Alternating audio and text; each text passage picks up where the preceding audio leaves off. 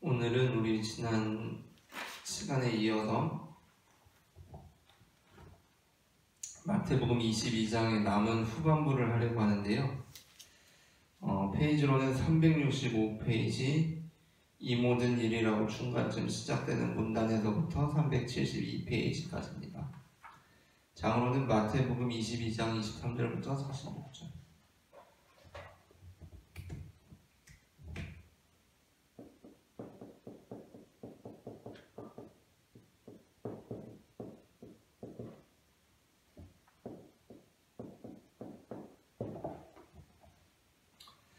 마태복음 22장 23절부터 46절까지고요.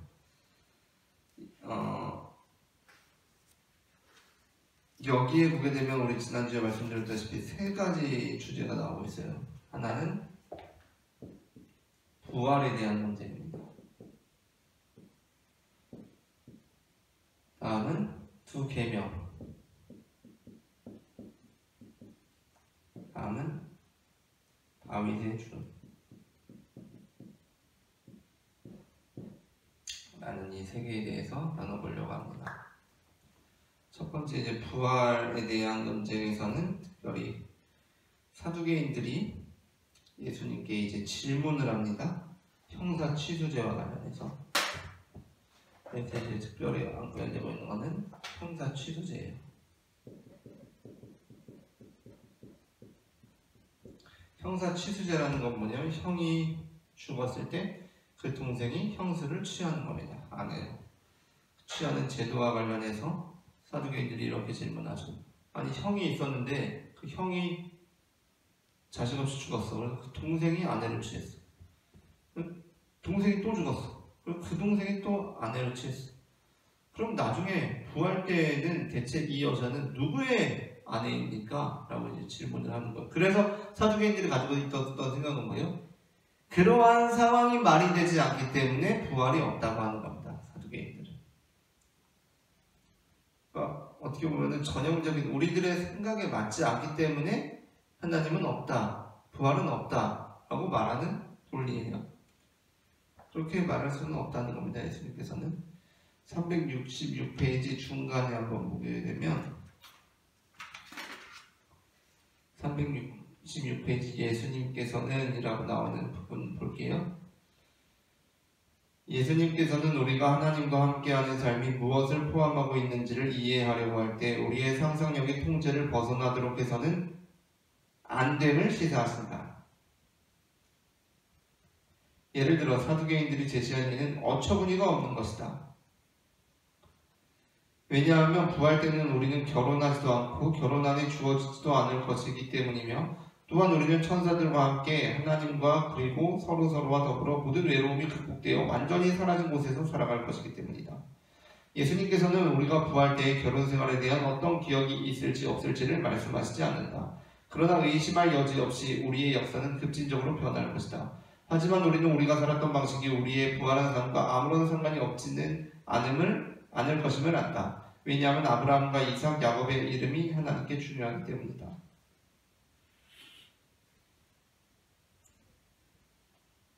자, 여기 보게 되면 그러니까 처음에 예수님께서는 우리가 하나님과 함께하는 삶이 무엇을 포함하고 있는지를 이해하려고 할 때 우리의 상상력이 통제를 벗어나도록 해서는 안 됨을 시사하신다. 좀 말이 어렵게 되어 있고 무슨 소리인지 잘 모르겠는데 오히려 이게 잘못 쓰여지거나 잘못 번역된 것일 수도 있고요.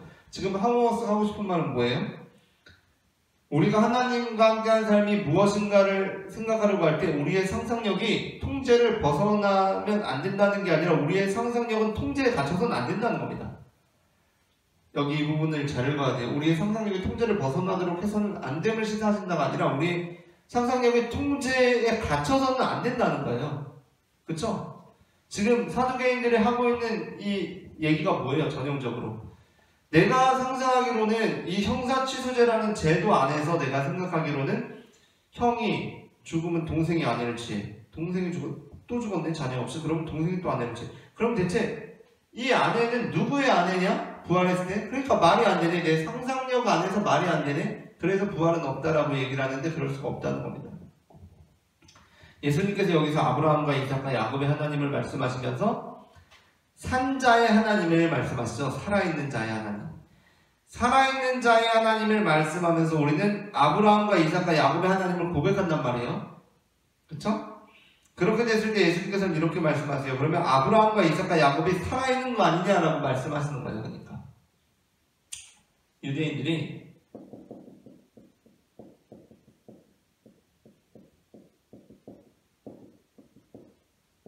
부활이 없다라고 한다면 하나님은 살아있는 자들의 하나님이신데, 이게 사실 유대교 전통 안에서 굉장히 뿌리 깊은 이 종교관이거든요.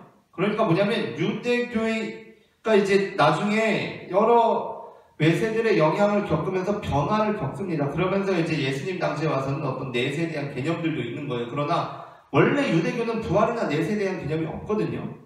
그러니까 이게 그냥 아무렇게나 막 부활이나 내세를 부정하는 것이 아니라 원래 유대교의 뿌리가 그래요. 근데 나중에 이제 막 그런 지배를 받잖아요. 막 페르시아의 지배를 받고 막 이러면서 그런 데서 이제 여러 막 다른 종교들을 막 접하게 되는 거지. 다른 세계관들을 접하게 되면서 이제 내세나 이런 부활이라는 개념이 들어오는 거거든요. 유대교 안으로 유입이 되는 겁니다. 근데 어쨌든 유대인들은 부활이 없대. 사두개인들은 그러면 살아있는 자의 하나님을 말해요. 살아있는 자의 하나님. 근데 이들이 고백하는 살아있는 자의 하나님이 누구냐면 아브라함과 이삭과 야곱의 하나님이라는 거예요. 그러니까 여기서 예수님은 말장난을 하신 거죠. 너희는 살아있는 자의 하나님을 말하고, 그러니까 죽은 다음에 뭐 부활도 없고 내세도 없으니까 하나님은 살아있는 자의 하나님이에요. 그런데 너희들이 고백하는 하나님은 누구냐? 아브라함과 이삭과 야곱의 하나님이네. 그러면 그게 무슨 말이야 대체? 아브라함과 야곱과 이삭이 살아있다는 말 아니야? 예수님께서 이제 여기서 이제 그렇게 이제 말을 비틀기 시작하시는 겁니다. 이 부분이 이제 우리가 그렇게 이해를 하면은 어떤 소리인지 대충 알게 돼요. 이걸 모르면 이제 이해가 안 되는데 이겁니다. 앞서 말씀드린 대로 유대교에는 원래 내세나 부활 이런 전통이 없었고 쭉 그렇게 온 상태에서 그게 이제 지속된 게 사두개인들 같은 경우는 부활이 없다라고 믿으니까 이들은 뭐냐면 살아있는 자의 하나님을 말한단 말이에요. 살아있는 자의 하나님. 우리가 뭐 죽은 다음에는 부활이고 내세고 뭐 그런 거 없으니까 그냥 하나님이 계신다는 거는 그러한 안에서도 유대교는 하나님을 잘 믿어왔어요. 내세나 죽음이나 부활 없이도 하나님 잘 믿어왔어요. 왜? 하나님은 살아있는 자들의 하나님이기 때문에. 그런데 이들이 또 뭐라고 고백하냐면 아브라함과 이삭과 야곱의 하나님을 고백하네. 그러니까 예수님께서는 어떻게 말씀하신 거예요? 야, 하나님을 니네가 아브라함과 이삭과 야곱의 하나님이라고 고백하잖아. 그러면 지금 아브라함과 이삭과 야곱은 어떻게 되어 있냐? 죽었잖아. 근데 너희들은 살아있는 자의 하나님이라고 하잖아. 그러면 아브라함과 이삭과 야곱이 살아있는 거네? 라고 말씀하신다는 거예요. 이런 이제 얘기를 하시는 건데, 여기에서 이제 더 중요한 거는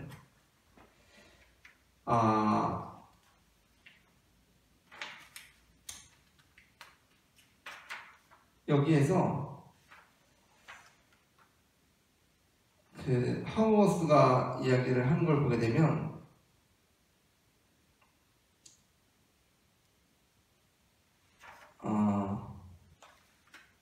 하우어스는 이제 이렇게 이야기를 하고 있고 자, 우리가 이제 이 부분을 한번 생각해 보려고요. 죽음과 부활에 대해서. 예수님께서 여기에서 하시고 싶으셨던 말씀이 무엇일까? 그러니까 부활이라는 것은 우리가 생각하는 것과는 다르다는 거죠. 부활이라는 세계는 우리가 생각하는 것과는 다르다는 겁니다. 여기에서 이제 형사치수제라는 것과 한번 생각해 볼게요. 형사치수제라는 제도가 우리가 보기에는 진짜 우리가 몇 번 다른 거에서도 나눴던 것 같긴 한데 형사치수제라는 제도가 되게 이상할 수가 있어요. 우리의 문화 안에서. 그렇죠? 형이 아무리 자녀가 없이 죽었다고 해도 어떻게 그 형수를 동생이 취합니까? 그럼 말이 안 되는 거 아니에요? 너무 좀 그렇잖아요. 그죠? 우리가 생각할 때는 좀 약간 적어도 이렇게 좀 생각하기에 좀 이상하다고 좀. 그리고 또 그 동생이 그 형수랑의 관계에서 자녀가 없이 죽었다고 또 그 동생이 그 형수를 취하고 좀 너무 그건 좀 이상하잖아요. 그죠? 약간 그렇게 느껴진단 말이에요. 그런데 이 원래 의도는 그런 건 아니었다라는 겁니다. 무슨 얘기냐면 보통 이제 형의 아내가 자녀가 없이 죽으면 그 형의 아내는 뭐가 돼요? 과부가 되는 거예요. 과부가 되면은 우리가 성경에 읽어보면 알지만 과부는 굉장한 소외계층입니다. 과부가 되면 굉장히 힘들어지는 거예요. 왜? 보호자가 없기 때문에. 보호자가 없는 삶을 살아야 되는 거죠. 그때부터는. 그 상황에서 동생이, 그 시댁에 나는 동생이 그대로 그 아내를 삼게 하는 건 뭐예요? 과부에 대한 보호죠. 여성을 보호하는 거예요. 여성 보호. 여성을 보호하는 겁니다. 그래서 어떻게 하는 거예요? 아들을 낳게 하는 거예요. 아들. 왜? 아들을 낳아야 이 여성은 진정으로 보호를 받아. 아들로부터 보호를 받는 거예요. 그때부터는. 그래서 아들을 낳게끔 해주는 거예요. 얘한테. 이 여자한테. 그래서 우리가 이거를 이제 창세기에 보게 되면 그 유다의 자녀들과 유다와 그 다말의 관계 막 그런 게 나오잖아요. 그죠? 거기에서 뭐예요? 유다의 첫째 아들 엘오난 셀라가 있죠. 엘과의 관계에서 다말이 자녀가 없었어요. 엘 죽었어. 그리고 오나간테 갔어. 또 오나간테 갔는데 오나간테도 여기서 어떠한 일이 벌어지냐면 여기에서 이제 자녀 주기가 싫어서 정액을 지뢰 사정합니다. 이게 성경에 나와요. 이걸 하나님께서 악하게 보시죠. 그리고 죽여버리십니다. 자, 우리가 이 부분을 이제 잘 이해해야 하는데 왜 그러냐 하면 우리가 이 부분을 잘못 읽으면 하나님께서 피임을 원하시지 않는구나 라고 생각할 수가 있어요. 그렇죠? 지뢰 사정을 했더니 임신하지 않게 하려고 했더니 죽였어. 하나님께서 악하게 보셔서 죽였어. 그러면 하나님께서 피임을 원하시지 않는구나. 우리는 피임을 절대 하면 안 된다. 모든 성행위는 자식을 낳기 위해서만 해야 된다 라고 생각을 할 수가 있어요. 그런데 완전히 잘못된 이해라는 걸 우리가 알아야 됩니다. 완전히 잘못된 이해. 물론 뭐 피임에 관해서 지뢰 사정에 관해서 그런 신앙을 펼칠 수는 있어요. 그런데 이 본문을 근거로 그렇게 해서는 안 된다는 거예요. 이 본문이 가리키고 있는 건 그게 아니라는 겁니다. 왜죠? 자, 보세요. 다말이 결혼했는데 남편이 자녀 없이 죽었어요. 이 사람은 어떻게 된 거예요? 지금 굉장한 위기 상황에 처한 거예요. 위기 상황. 굉장한 위기 상황인 겁니다. 굉장히 절박한 상황에 처했어요. 반드시 아들을 낳아야만 하는 상황이에요. 남편이 죽었기 때문에. 그래서 동생이 들어가요. 이 동생이 진짜 나쁜 놈이라는 걸 우리가 알아야 되는데 단순히 지뢰 사정을 했기 때문이 아닙니다. 진짜 나쁜 놈이라는 걸 알아야 되는데 이 동생이 형수한테 분명히 들어갑니다. 같이 관계를 가져요. 얘가 처음부터 나는 그냥 하기 싫은데 형수하고 그렇게 되기 싫은데 나는 그냥 그렇게 했으면 차라리 나아. 근데 다만 지금 절박한 상황에 처해 있는 걸 얘가 이용을 해요. 그렇잖아. 같이 관계 맺으러 들어간다고. 그래 놓고서 어떻게 해요? 씨를 주기 싫어서 땅에다가 설정을 합니다. 하나님께서 보시기에 얼마나 악한 행위예요. 단순히 피임을 하는 게 아니라니까요. 이 여성의 절박한 상황을 이용해서 지 재미만 챙기고 만 거예요. 그냥 나중에 내가 생각이 바뀐 것도 아니고 처음부터 그렇게 의도했을지도 몰라요. 그냥 형수를 탐하고 씨는 안 주겠다는 이 심보, 이걸 하나님께서 아주 악하게 본 겁니다. 왜? 소외된 자, 연약한 자를 등쳐먹은 짓이기 때문에. 단순히 피임 이런 얘기가 아니라는 거예요. 그만큼 이 내용에 있어서 나오는 것에 있어서만큼 이 형사취소제라는 것은 사실은 뭐냐면 여성을 보호하기 위한 제도예요. 여성을. 진짜 이상한 법이 다 있네가 아니라 여성을 보호하기 위한 법이라고요. 그러니까 그 당시 사회 문화 속에서는 그런 여성의 차별이 없고 완전히 철폐됐다면 가장 좋았겠지만 하나님께서 그 이스라엘 민족의 문화와 사회 안에서 주고 싶었던 메시지와 그 율법을 통해서 주고 싶었던 건 뭐예요? 여성에 대한 차별이 있는 상황에서 여성을 보호하자는 겁니다. 이 취지가. 일단 이걸 알아야 돼요. 여성을 보호하자는 거예요. 근데 예수님께서 말씀하신 게 더 놀랍죠. 자, 지금 사두개인들은 여성에 대한 보호에 사로잡혀 있는 거예요. 이 여성은 보호돼야 돼요. 자, 이 개념을 이해해야 됩니다. 이 여성은 처음에는 첫 남편의 보호를 받았고 그 다음에 둘째 남편의 보호를 받았고 셋째 남편의 보호를 받았어. 단순히 결혼했고 뭐 그런 문제가 아니고 보호를 받았어. 왜죠? 왜 보호를 받죠? 여성은 보호받아야 하는 존재이기 때문에. 그렇죠? 그게 이 세상입니다. 이 세상. 이 세상은 여성은 보호를 받아야 돼. 그래서 처음엔 형이랑 결혼하고 형이 자녀 없이 죽으면 둘째랑 결혼하고 둘째 자녀 없이 죽으면 셋째랑 결혼하고 보호를 받아야 돼. 근데 부활해서 천국 갔어. 그럼 이 여자는 대체 누구의 보호를 받습니까? 라고 예수님께 물어본 거예요. 무슨 얘기인지 이해가 되시나요? 이 사두개인들의 이 사고 구조 속에서는 그렇다는 거예요. 단순히 결혼했고 이게 아니라 이 여성은 반드시 보호를 받아야 하는 사람인데, 그래서 처음에는 형의, 그 다음에는 둘째, 그 다음 셋째의 보호를 받았던 사람인데, 그러면 부활에서는 누구의 아내입니까? 라고 질문한다는 것은 뭐예요? 질문한다는 것은 뭐죠? 부활 이후에도 여자가 누군가의 보호를 받아야 한다고 생각하는 거죠. 이게 중요합니다. 예수님께서 이에 대해서 어떻게 말씀하십니까? 그래서 이게 중요해요. 예수님께서 심지어 보니까 7형제였네? 아니 7형제였어요. 수가 중요한 건 아니고 예수님께서 이렇게 말씀하시죠. 부활 때는 장가도 아니하고 시집도 아니하고 하늘에 있는 천사들과 같다 라고 말씀하시는 게 뭐죠? 부활한 이후에는 여자가 보호받을 필요가 없다라는 말씀이에요. 이게 바로 새 하늘과 새 땅이 창조된 거죠. 그래서 너희는 지금도 이렇게 생각해. 아니, 여자가 보호받아야 하는 이 세상에서 여자가 처음에는 형의 보호를 받고 그 다음에 둘째, 셋째, 일곱째까지 다 보호를 받았는데 나중에 새 하늘과 새 땅이 와도 이 여자는 분명 보호를 받아야 되잖아. 근데 대체 누구의 보호를 받아야 하죠? 라고 질문하는데 예수님께서는 이렇게 말씀하시는 거예요. 아니, 그때는 누구의 보호도 받을 필요가 없는데? 라고 예수님께서 말씀하신다는 겁니다. 이 부분이 굉장히 중요하다는 거고, 그 다음에 이제 또 중요한데, 계속 다 중요하다고 해서 좀 민망하긴 하지만 의미가요 상당히 있기 때문에 다 중요하다고 할 수밖에 없어요. 자, 마침 이제 두계명에 대한 부분인데요. 두계명. 이 부분에서 하우스가 또 굉장히 중요한 부분을 짚어냅니다. 이건 굉장히 중요한 부분인데 뭐냐면 우리가 두계명을 할 때 분명히 질문하는 사람은 어떤 질문을 했죠? 질문하는 사람이 위대한 두계명을 질문했나요? 두계명?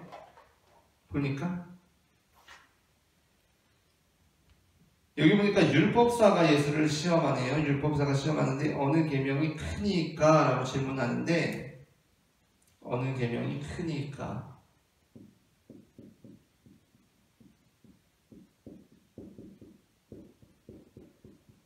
그럼 이 질문은 큰 거 여러 개 알려달라는 거예요? 큰 거 딱 하나 알려달라는 거예요?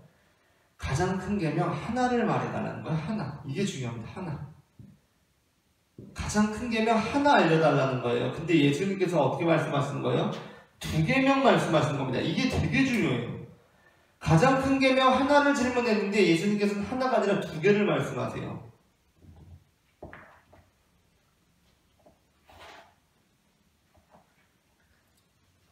가장 큰 계명 하나를 질문했는데 두 개를 말씀하십니다. 그리고 여기에서 중요한 지점이 있어요.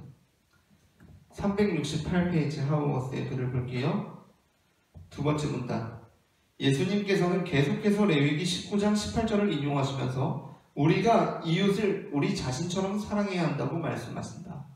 예수님께서는 율법교사에게 이 두 계명에 모든 율법과 선지자가 달려있다고 말씀하신다. 이게 중요합니다. 달려있다.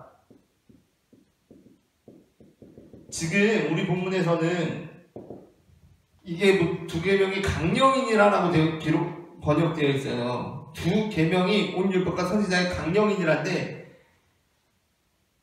뭔 소린지 모르겠는 번역 중에 하나입니다. 두 계명이 그러니까 원래 의미를 잘 살리질 못했어요. 이게 원래 번역대로 한다면 그냥 이렇게 풀어서 했어야 돼요. 뭐냐면 두 계명이 온 율법과 선지자를 걸고 있다.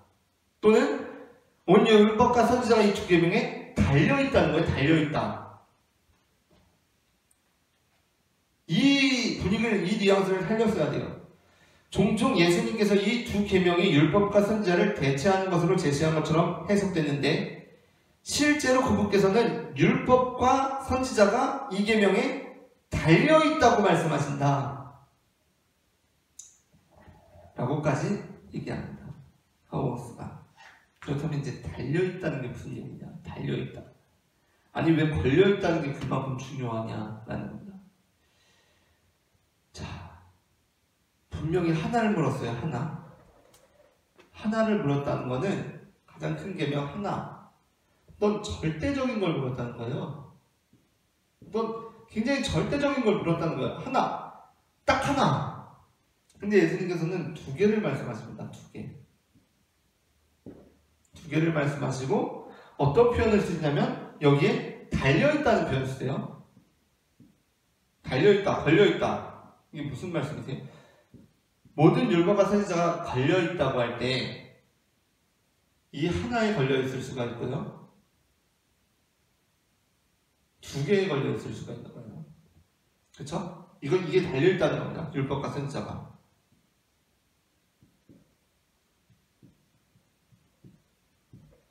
근데 중요한 건 뭐냐면 달려있다고 할 때 이 절대적인 기준에 못 미쳐. 하나에. 그러면 율법과 선지자는 어떻게 되죠? 못 미치면 떨어지는 거예요. 탈락하는 겁니다. 그러니까 우리가 어떠한 절대적인 하나의 기준에 미치지 못하면 탈락하는 게 된다는 거예요. 그런데 예수님께서는 여기서 두 가지를 말씀하세요. 심지어 이 두 가지가 상호 보완적과 함께 갈 수 있다고 하지만 여기서 이 함께 간다는 뉘앙스가 아니에요. 이게 중요합니다. 하나님 사랑이 곧 이웃 사랑이다. 이웃 사랑이 곧 하나님 사랑이다가 아니에요. 그 표현은 뭐냐면 하나님 사랑과 이웃 사랑은 달라요. 두 계명이라는 거는 한 계명이 아니라 두 계명을 줬다는 거는 하나님 사랑과 이웃 사랑이 다르다는 데 그 포커스가 있습니다. 다르다는 데. 우리가 하나님을 사랑하는 건 다르고요. 이웃을 사랑하는 게 달라요. 그런데 예수님께서는 이 두 개로 온 율법과 선지자의 강령을 잡았어요. 걸어두셨어요. 그렇다라고 한다면 이 두 개는 다른데 이 하나가 빠지더라도 어떻게 돼요? 얘는 걸려있죠. 이 하나가 빠지더라도 얘는 걸려있죠. 여러분 좋은 사진이나 그림을 어떤 미술관에 걸 때 딱 하나로 이렇게 걸까요? 딱 하나로? 아니겠죠. 여러 개를 걸게요. 여러 개를. 왜? 혹시라도 뭐 하나가 빠져도 떨어지지 않게끔 이렇게 하는 거예요. 예수님께서는 하나를 질문한 자에게 두 개를 말씀하셨네. 또 하나님과 이웃사랑은 서로 같다는 뉘앙스가 아닙니다. 그래서 다른데 하나님을 사랑하는 것과 이웃을 사랑하는 것으로 큰 계명 두 개를 삼았어요. 그래서 그 하나가 충족되면 이게 떨어지지 않게끔 온 율법과 선지자가 달려있게끔 만드셨어요. 이 메시지가 어떠한 메시지일까? 우리는 뭐냐면 하나의 절대적인 기준을 말할 때가 많아요.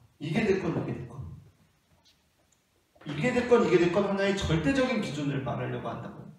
그걸 절대적인 기준으로 삼고 이것에 못 미치면 탈락이라고 생각을 해.